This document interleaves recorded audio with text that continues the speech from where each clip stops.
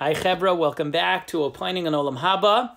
I know the timing, the days are a little bit off. With Yom HaZikaron, Yom HaAtzmaut, everything going on. I figured let's let those days have their time and their yom. And the Sfiras HaOmer is full of so many different things. Baruch Hashem, the Chagei Yisrael. And I figure I'll drop this shir for you, and hopefully you can enjoy at your leisure. So we're in the middle of this long stanza, stanza 15, paragraph 15. We're getting towards working our way. Now we're probably 3/4 of the way into the paragraph. Again, chapter 10, the first Mishnah, the intro to Perek Chelek, as I've explained before, Mishnah and Sanhedrin from the Rambam. And we're at the first, what you'll see on the line, just a landmark is, it says, Brachot Yudchet Amud Bet. There's a source that's quoted from Masechet Brachot 18b. And here we go. He had just given his description of Gan Eden as this physical place with incredible plant life and fruits, that one day we'll discover or we'll rediscover. Gehenna, he described also in some sort of physical way with the, sun, a hot sun maybe. He's like, but I'm not really sure. That's Gehenna. And, we'd have to probably speak that out a little bit more. It's interesting that, the words he uses are Gehenna Mushem Litzar Ulaonesh Yasig L'Risha'im. Saying that it's a name, it's how we refer to the pain and punishment that the wicked will receive. And it's like, that's where it comes from, this concept of Pasuk and the Gemara about the sun and about burning and so on and so forth. To be honest, Rabbi Aryeh Kaplan, I think, explains it best, according to my limited understanding of these things, as it's limited for most people. And what he says is that it's the experience of shame, of humiliation that we feel when faced, right, in the Olam HaEmes, in the world of truth, when all of the things that we know we did wrong, we said wrong, we thought wrong, we did it, right? We sin, we err, that we err. That's what it means to be human, and that's that feeling like imagine doing it, right, or watching the worst thing you've ever done and watching it on a movie screen.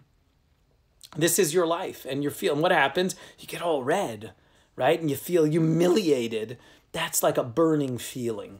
That's the concept. And it's the ultimate mark of humiliation. When I talk to kids about it, I say, imagine, they ask what kind of is. I say, imagine doing the worst thing you've ever done wrong. I say, you have it in your mind?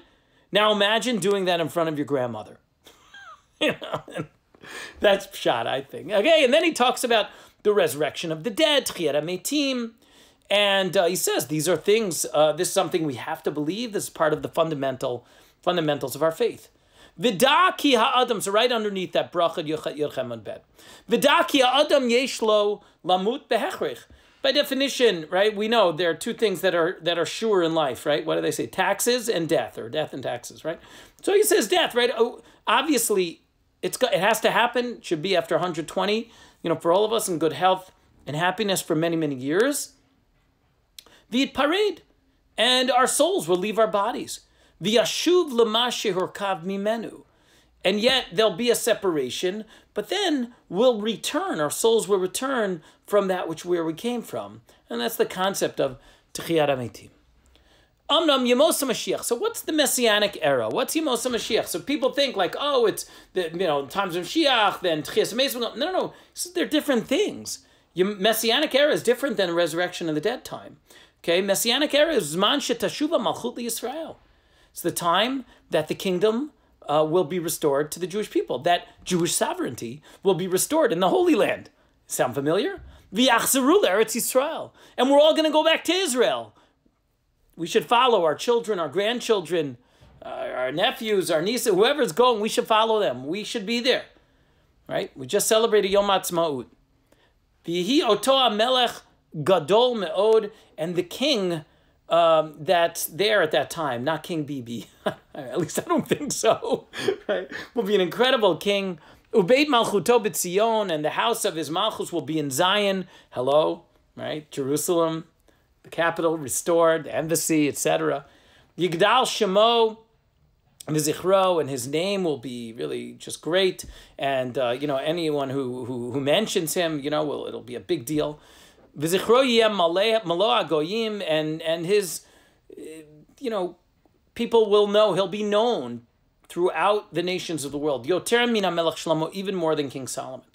V'yashlimu ito kol ha'umot, and all of the nations of the world will make peace with him. This really does sound eerily familiar. V'yavduhu kol ha'aratzot, and all of the nations of the world will serve him. Litzidko HaGadol, because of his great righteousness. That's what we're waiting for. The righteous king. Uniflaot sheyehei al yado, and for the wonders that he was able to bring about. V'chol mi sheyakum alav yavdehu Hashem yit'aleh, and anyone that stands up against him, Hashem will knock out. V'yimsoro to biyado, and put him in his hands. V'chol psukei mikra mi'idin al atzlachato v'atzlachatenu imo. And all of the psukim, all of the verses that deal in Tanakh with the Mashiach, the Melech Mashiach, the King Messiah, deal with his success and our success with him. And nothing will change. The world will be as it was. That's Mashiach. The world will be as it was, as it always has been. But what will be the difference? The Jewish people will have a state of their own. The nations of the world will make peace, will line up to make peace with us. Again, scary. It's really amazing to think about where we're holding right now. As I just said. And this is what the rabbis tell us. There is no difference between this world, the world that we're used to, and the Messianic era, other than the subjugation of the Jewish people towards, us being under the rule, the thumb of other nations. And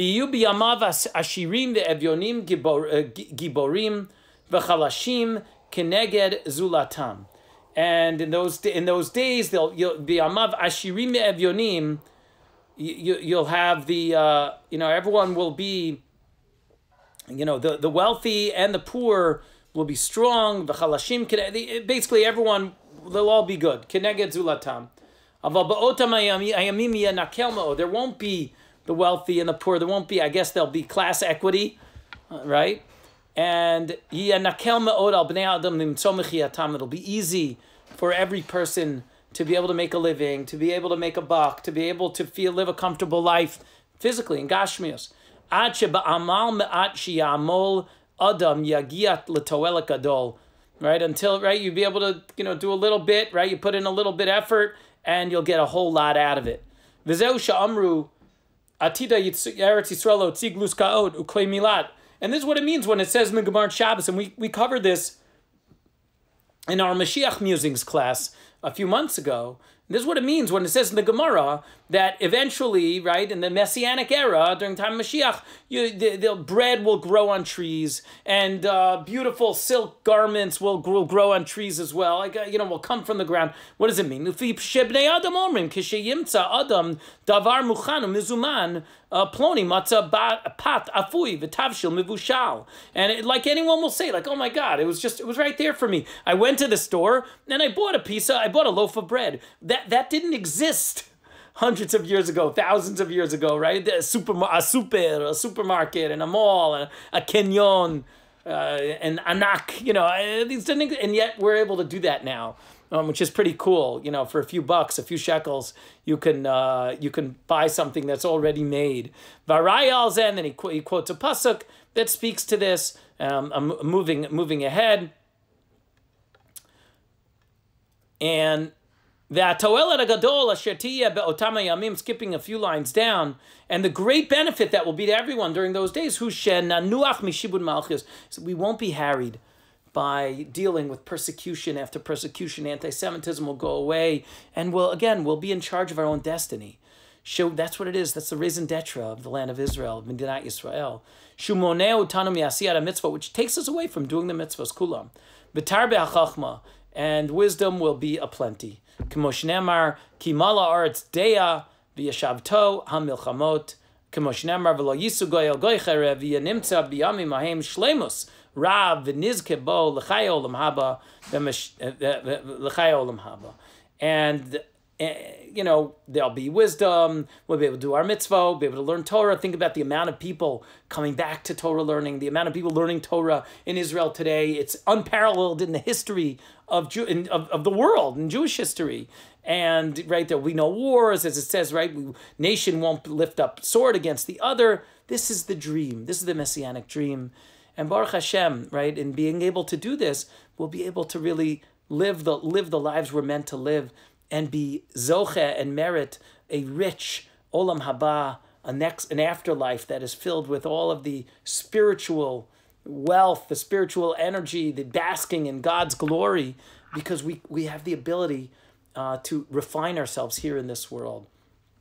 Vizehu. That's where we're going to stop for today. Have a wonderful Shabbos, and we want Mashiach now. We're getting closer and closer every day. Let us rejoice in the Chag HaAtzmaut. Let us rejoice in the times that we're living in. Take care.